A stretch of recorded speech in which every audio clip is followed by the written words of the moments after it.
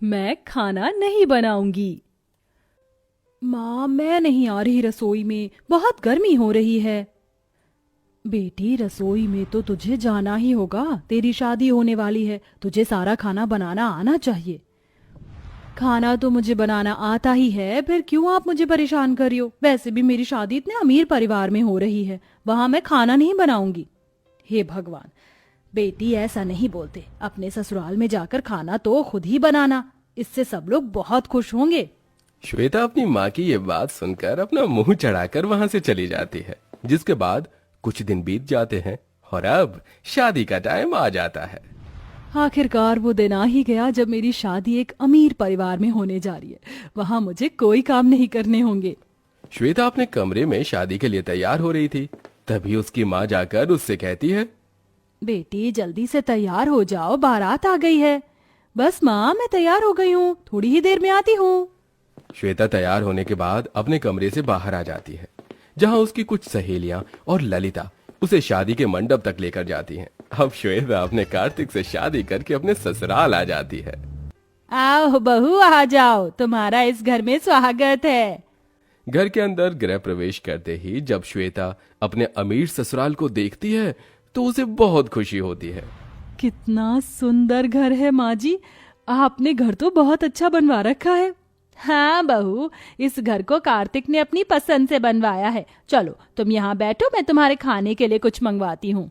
पहले दिन पर श्वेता को बहुत खातिरदारी होती है। उसके खाने के लिए बहुत सारी वैरायटीज का खाना मंगवाया जाता है। माँ जी, इतना सारा खाना, वो भी मेरे लिए?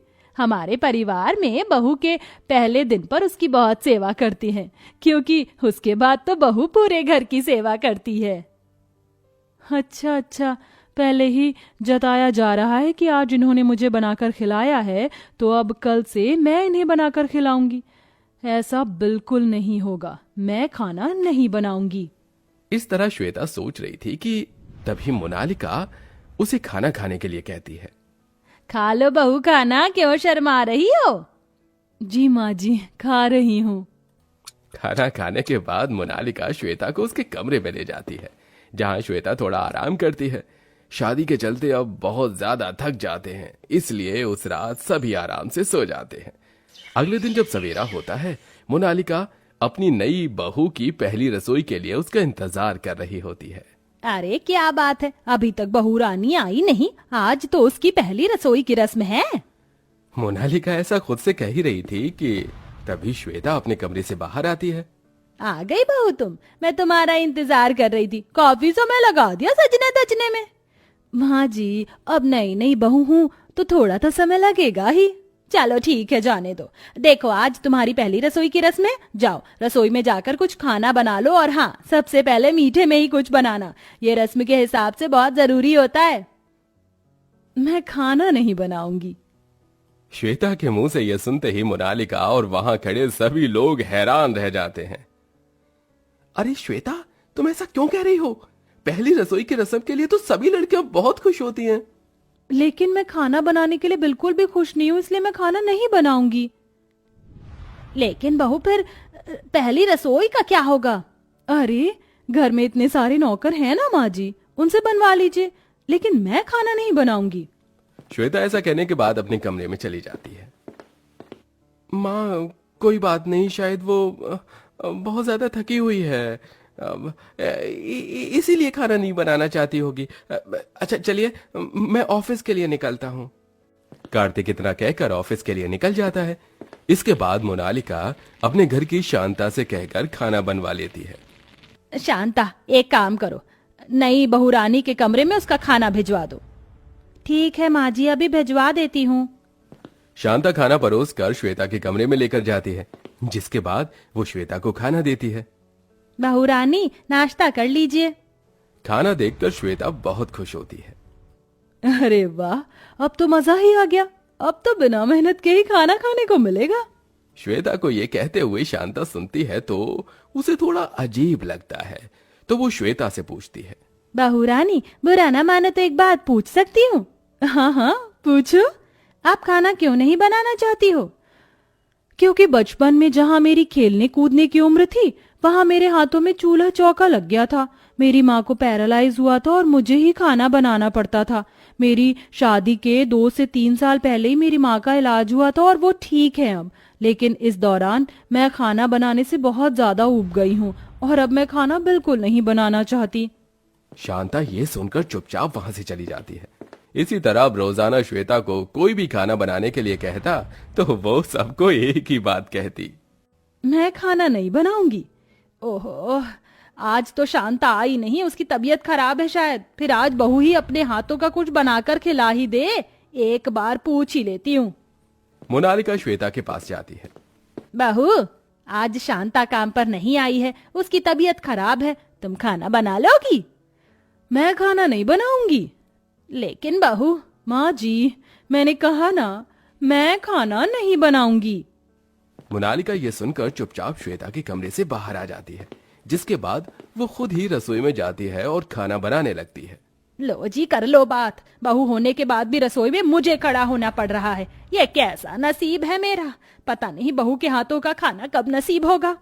रसोई में खाना बनाते बनाते मोनालिका को एक आइडिया आता है। अगर मैंने कुछ नहीं किया तो बहू इसी तरह फायदा उठाएगी।